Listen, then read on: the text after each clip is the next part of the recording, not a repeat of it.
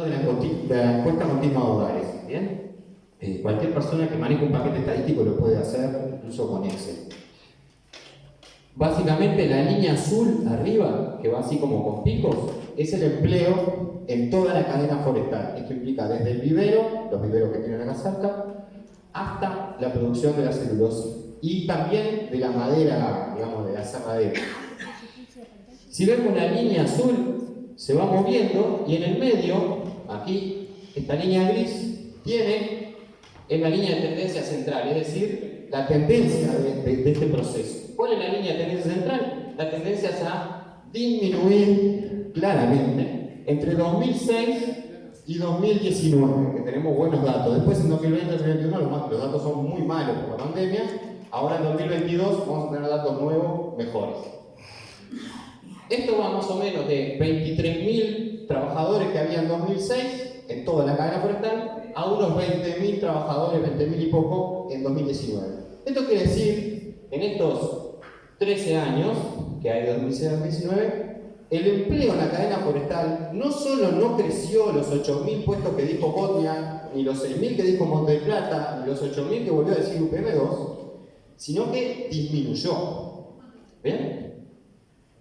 Y esto, insisto, son los datos oficiales del Estado. ¿Qué pasa? Las empresas y el propio Estado se basan en los datos de las consultoras privadas que pagan estas empresas. CPA Ferrer, Exante, Deloitte y algunas otras. Esas empresas se basan en los datos de las propias forestales, ¿no? Es como que yo le pregunto al interesado, che, ¿cuánto trabajo me vas a dar? Ah, más o menos calcular 8.000, porque tenemos los directos, los indirectos y los inducidos, que es los trabajos que se van a generar por el consumo de los trabajadores. O sea, yo soy trabajador universitario, entonces la universidad tiene puestos de trabajo inducidos que son, por ejemplo, la productora de verduras orgánicas a la que yo le compro las verduras. Eso es un trabajo de la universidad, ¿no? Esa lógica es la que está atrás de los supuestos 8.000 puestos de trabajo. Pero no solo esto, sino que en estos 13 años, la superficie forestada pasó del entorno de los 800.000 hectáreas, es la línea verde que está acá, que está punteada porque la información es bastante mala, hasta cerca de 1.250.000 hectáreas en todo el país. Es decir, un poco menos de lo que se duplica, aumenta casi el 80%, 70%. ¿Bien? En el mismo periodo que el trabajo disminuye, aumenta la superficie forestal. Entonces nos trae dos problemas. Uno, ¿cómo explicamos que disminuye el empleo en este contexto de expansión de la forestación?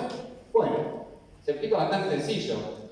En este periodo, 2006-2010, aproximadamente por acá, llega una tecnificación muy intensa de la forestación, que son los harvester, el grapo, las grandes maquinarias. Esa maquinaria sustituye puestos de trabajo como en todas las industrias. Cualquiera que conozca la zona sabe que dejaron de estar, o eso es lo que dicen, los monteadores que acaban de alpargatas con unas condiciones laborales ultra precarias, casi esclavistas, viviendo dentro de los montes en carpa de nylon de silo, con motosierra y con unos accidentes gravísimos. Eso teóricamente dejó de existir, las estadísticas no dicen exactamente eso, pero bueno. Y eso implicó perder puestos de trabajo. Pero no solo eso, sino que la forestación, durante aproximadamente 7 años, no produce ni un puesto de trabajo por hectárea. ¿Por qué? Porque el proceso, digamos, productivo tiene esas características. Se labra la tierra, se rompe la pastura natural, primero, nada menor, que es nuestro ecosistema básico, nuestra selva amazónica, ¿no? Nuestra biodiversidad más encarnada en esta zona. Se aplican herbicidas, una cuadrilla siembra, es decir, ponen los plantines, y luego, durante un año y poco, se aplica fipronil, que es básicamente un hormigicida prohibido en Europa, utilizado muy intensamente en Uruguay, especialmente por estas empresas, porque la hormiga es la principal plaga para el eucalipto. Y luego de ese año y medio de trabajo, de muy poco trabajo, no hay nada, absolutamente nada para hacer durante 7 años, 8 o 9 según el ciclo. Hasta que llega una nueva cuadrilla hipertecnificada de empresas muy grandes, entre ellas las constructoras del tren, las constructoras de la empresa de la fábrica, ¿no? Cielsa, Teima, SACEM, todas ellas que tienen la parte de la cosecha con cuadrillas nómades, no es la gente del Polí, no es la gente de Orgoroso, ni de Merino, ni de Morató, ni de Piñera, no. Esa gente no accede a esos puestos, primero porque, digamos, formarse para manejar un harvester es bastante caro, y segundo porque no tienen acceso a las empresas que manejan esto, incluso los que están formados. Entonces, durante 8 años no hay nada para hacer. De esa manera se explica la pérdida del puesto de trabajo. Pero no solo eso, sino que cada hectárea que se expande la forestación es una hectárea que se pierde de otro modelo productivo que estaba funcionando ahí. Sea ganadero, sea agrícola, sea lechero, sea citrícola, ¿no? Tenemos, al lado de Piñera, tenemos la granja Milagro, que era una citrícola, que tenía un sindicato de trabajadores muy fuerte, que hoy es una forestación brutal, no sé si de UPM o Monte del Plata, donde ya no trabaja nadie, básicamente. Entonces, cada hectárea que crece en esa línea de tendencia es hectárea donde se pierde gente trabajando y viviendo en el territorio. Bien. Dicho esto sobre el empleo, vamos un poco más profundo. No solo que se pierde empleo, sino que el empleo de la cadena forestal, que supuestamente es tan bueno y tan bien pago y tan formal, no resulta ser con esas características cuando lo vemos con las estadísticas oficiales.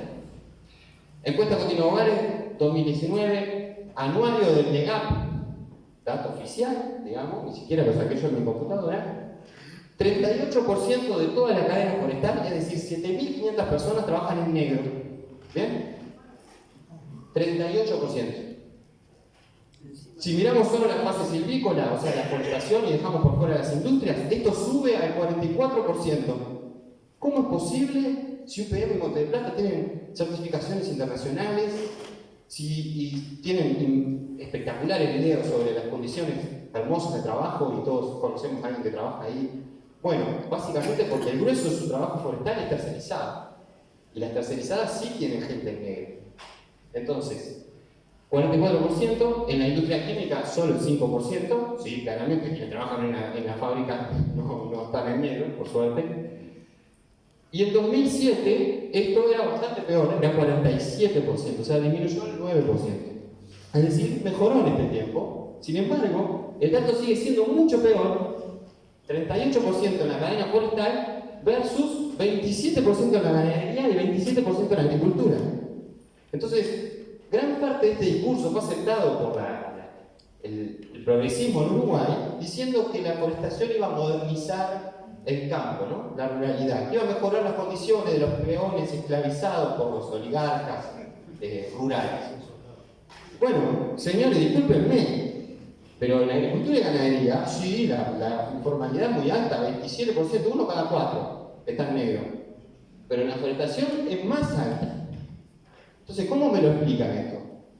No me lo explican.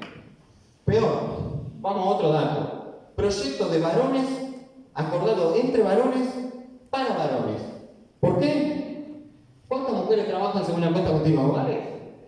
13% de los empleos de la forestación son mujeres. El restante 87% son varones. ¿Bien? En la fase silvícola menos incluso, ¿no? O sea, en la fase forestal 9,4%. ¿Bien? En ganadería 20% son mujeres.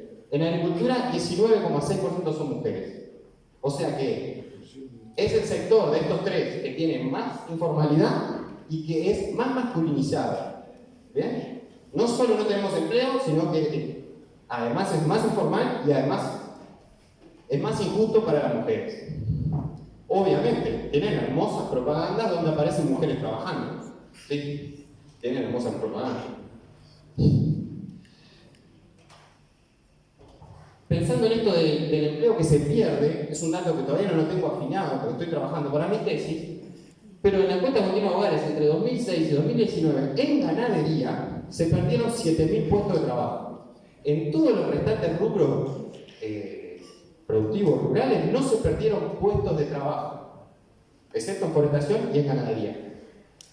¿Cuántos de esos 7.000 están asociados a peones y productores familiares que dejan de tener su trabajo como, ¿no?, trabajador rural, sea asalariado o sea productor familiar, por la expansión forestal. ¿Cuánto? ¿Alguna vez lo escucharon? Yo nunca. ¿Alguna vez el Estado se decidió a investigar esto, teniendo gente paga para investigarlo? No. Lo vamos a hacer desde la universidad, para eso está la universidad pública, por suerte. Y por suerte tengo una beca ANI para hacerlo. Pero hasta el momento no tanta discusión arriba de la mesa. Según el censo agropecuario, se perdieron 12.000 establecimientos menores a 200 hectáreas entre 2000 y 2011. Esto ya está recontradicho, ¿no? Esto claramente es una concentración y acaparamiento de la tierra. Ya lo dijo Raúl hace un rato.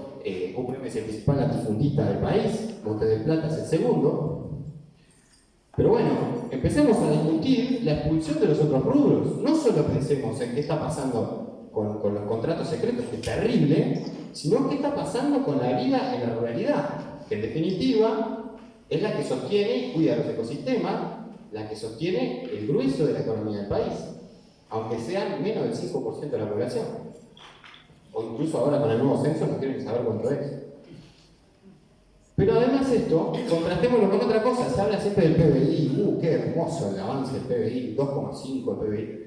Otro día discutimos qué significa ese maldito avance del PBI. Pero veamos la ganancia de las empresas.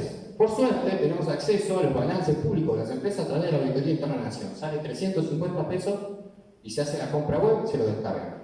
Si tienen un economista o contador amigo, les ayudan a analizar. ¿Cuánto ganó UPM en los últimos 4 años? Un promedio de 240 millones de dólares por año. ¿Bien? Algo así como $700.000 por día. Limpio. Esto es después de haber pagado los sueldos, las inversiones, los pocos impuestos que pagan, todo eso. $700.000 por día. ¿Bien? Solo con la planta 1. Ahora que tiene la 2, tripliquen eso, ¿no? Montes del Plata, un promedio de 160 millones de dólares, algo así como $500.000 por día, un poquito menos, 400.000. ¿Qué pasa? Como ambas empresas están en la zona franca, no pagan un montón de impuestos, entre ellos el IRA, el impuesto a la renta de la actividad económica, que es el 25% de esta ganancia. Entonces así podemos saber este numerito hermoso, que es que en promedio en estos últimos 4 años, de 2017 a 2020, que tengo acceso a los balances, el Estado decidió, todos nosotros decidimos, teóricamente, según nuestra democracia representativa, no cobrarle a estas empresas un promedio de $100 millones por año. ¿Bien? El Plan Nacional de Agroecología exigía 15 para estar funcionando. ¿Saben cuánto le dieron? $1 millón. ¿Bien? $100 millones por año. A esto hay que sumarle, esto solo la planta de celulosa, hay que sumarle $34 millones por año en exoneraciones a las plantaciones forestales, que está en el informe de gasto tributario. $134 millones por año no se le cobran a estas empresas para incentivarlos por lo buenas que son, por el empleo que nos dan y por el desarrollo que les implican a la ruralidad. ¿Bien? No tengo nada para decir de esto. Bueno, concentración de la tierra. UPM concentra 406.000 hectáreas, ¿bien? Entre las que tienen propiedad y las que tienen en acuerdos de fomento. Montes del Plata 311.000, un montón. Y aunque la ley forestal del 87, la que hablábamos, incentiva a plantar en tierra de prioridad forestal, no prohíbe plantar por fuera. Esto es muy importante porque siempre se dice, no, bueno, porque se forestan las peores tierras, las que tienen coñac bajo, etcétera, etcétera. Bueno, se incentiva a plantar acá, facilitándole los trámites y exonerándole parte de los impuestos, pero no se prohíbe plantar por fuera. Simplemente tienen que pasar por algunas autorizaciones, un estudio de impacto ambiental, que ya muy bien habló Víctor, lo lamentable que son, y tenemos por lo menos el 23% de la forestación, o sea, de ese 1.200.000, el 23% está plantado afuera, es decir, en tierras altamente productivas. ¿Bien? Esto es un problemón en términos ambientales, productivos, sociales. Bien. Y vamos al tema de los controles ambientales. Estas empresas tienen un discurso de que son, digamos, muy puras. Hay como esta idea de que los finlandeses son buenos y que vienen a cuidar nuestro país porque cuidan mucho su país y que cumplen con toda la normativa. Bueno, desde 2017 no tenemos la comisión de seguimiento funcionando ni en UPM1 ni en UPM ni en Monte del Plata. Sí está funcionando en UPM2, porque como tan reciente tiene que cumplir. O sea que hace 6 años que la población no sabemos qué pasa con UPM1 ni con Monte del Plata. De los informes que hubo hasta 2017 sabemos que hubo excesos en los vertidos de fósforo, de BO5, sustancias sólidas suspendidas, temperatura, pH, coliforme y varios eventos de olor sin aviso. ¿Saben por qué se multó a la empresa de todas estas cosas? Entre otras, tirar agua caliente, ¿no? Temperatura es tirar agua caliente al río. Solo se lo multó 2 veces por eventos de olor, es decir, de sulfuros en el aire, sin aviso, porque si avisan no nos multan, por 832.000 pesos. ¿Bien? Recuerden que ganan $700.000 por día. ¿Bien? Lo mismo Monte del Plata, no hay acta de 2017, hay solo hasta 2016, también problemas en los parámetros de BO5, derrames en la pileta de lixiviados, dolores sin aviso, una multa de 463.000 pesos. Hay un artículo muy bueno de Mariana Abreu que habla sobre otras multas. Otra de las cosas que nos ha dicho incluso la gerencia de UPM, de comunicación, que nosotros le hicimos una entrevista, es que las empresas forestales y las de industria de celulosa no funcionarían en Europa, en Finlandia, digamos, porque que las que funcionan en Uruguay, que las que funcionan en Europa no podrían funcionar en Uruguay porque Uruguay es mucho más estricto en su normativa. Esto obviamente no es real. En Finlandia, arrancamos por Uruguay. En Uruguay, la normativa de vertido de fósforo en agua para cualquier industria, entre ellas UTM, es de 2 miligramos por litro. En la Unión Europea es 1, la mitad. En Finlandia es 0,3, prácticamente 7 veces menos. Esto quiere decir que en Uruguay, por alguna razón extraña, que hasta el momento desconocemos los científicos, el agua soporta más fósforo sin convertirse en un problema. Pero no solo esto, sino que hay una serie de agroquímicos que están habilitados en Europa, que no están habilitados en Europa, que sí están habilitados en Uruguay, por alguna otra extraña razón que nuestros cuerpos soportan más tóxicos que los europeos. No lo sabemos por qué. Entre ellos, 42 que están en un informe muy bueno de Rapal, y entre estos 42 hay 3, por lo menos, que utilizan las empresas forestales asiduamente. El fipronil, que ya les conté, que es un hormiguicida, que además, si hablan con cualquier trabajador que haya trabajado dentro de las forestales, les va a contar la brutal muerte de mulitas que explica, porque la mulita se come la hormiga, que la hormiga se envenenó con el fipronil y por lo tanto se muere la mulita. El paraquat, que es un herbicida muy potente, prohibido en Europa, producido en el Reino Unido y exportado a Uruguay y usado por estas empresas, y el acetocloro. ¿Bien? Entonces, decir que la normativa uruguaya es más estricta que Europa no tiene ningún punto de realidad. Es normativa, estamos comparando normativa con normativa. No es una opinión subjetiva. Bueno, acá están estas empresas, lo que logramos arrastrar que utilizan muchos agroquímicos, por supuesto mucho menos que en la soja, pero usan mucho. Y para dar un caso bien concreto de esto, seguramente lo conozcan, los compañeros de Guichón, vecinos de Guichón por lo bien natural, hicieron una denuncia porque en el vivero Santana se estaban utilizando 17 plaguicidas prohibidos para vivero, en el vivero de UPM.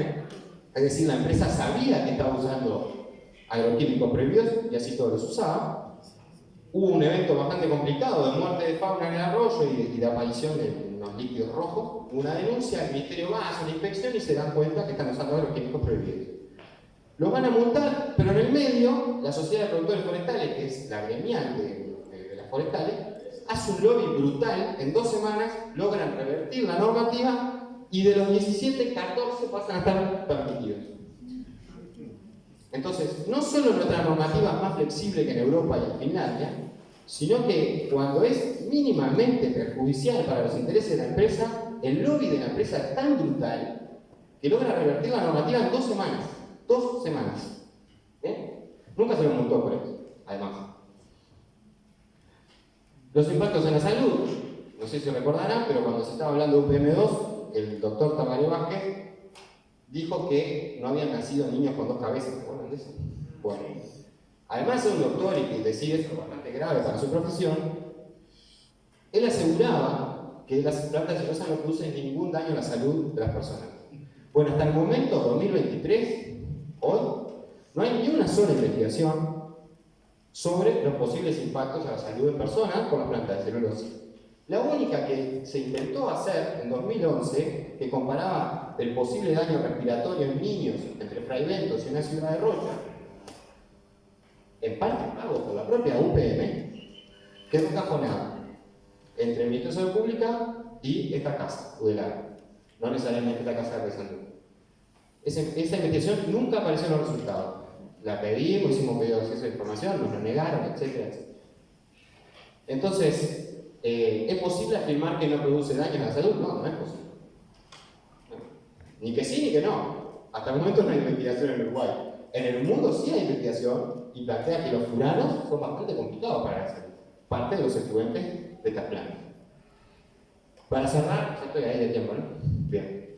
Solo para cerrar, hay un montón de investigaciones de la Universidad de la República, de la Sorbona y de otras universidades del mundo que hablan de este problema que yo ya les anunciaba un poco con el tema del empleo, que es el avance de la forestación produce una serie de impactos ambientales, ecosistémicos, sociales y económicos que aumentan la migración de la ruralidad.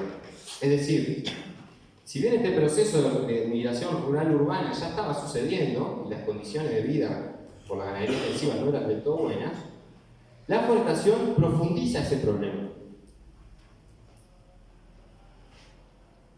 Por la falta de empleo, pero además, principalmente para la producción familiar ganadera, que es la de esta zona, se secan los pozos. Los invito a recorrer todo el eje de la ruta 90 y conversar con los productores, por la presencia de caranchos, de garrapatas, de jabalíes, que encuentran en la forestación un refugio y entonces aumenta la población de estos animales llamados plagas, y por la dificultad que implica manejar el ganado en cientos o miles de hectáreas sin alambrado. Entonces, si tu ganado es infectado por la garrapata, es mucho más difícil que llegues a cuidarlo, a curarlo, a tratarlo, entonces se pone el camino, se pierde el ganado, literalmente adentro del monte, de la plantación.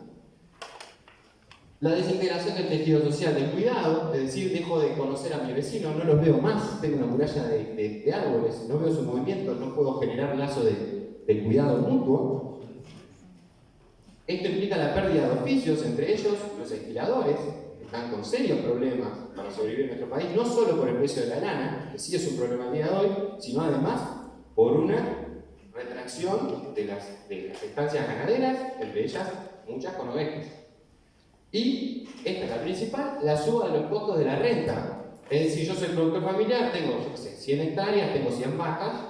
Ahora, si me está yendo más o menos bien y quiero generar una pequeña, digamos, reserva, necesito más tierra para pastoreo. Esa tierra en general se acordaba entre vecinos. Hoy el vecino es una forestal. Ya no es otro vecino, ganadero. Eso hace que el acuerdo sea mucho más difícil, y no solo eso, sino que como estas empresas tienen ganancias inmensas y no pagan impuestos, pueden pagar mucho más la renta. Entonces eso hace que la renta de tierra para pastoreo haya sido subido mucho en el último tiempo por la forestal. Entonces eso dificulta mucho, genera desigualdades de competencia en la producción compleja para la producción familiar, que implica que la gente migra, se va, vende el campo y se va a la ciudad, o la empresa parece interceder entre una generación y la siguiente, ¿no? Los viejos se van a vivir a la ciudad para que los hijos se vayan a estudiar, y chao, y ese campo pasó a ser forestal. Y después de la forestal, ¿qué viene?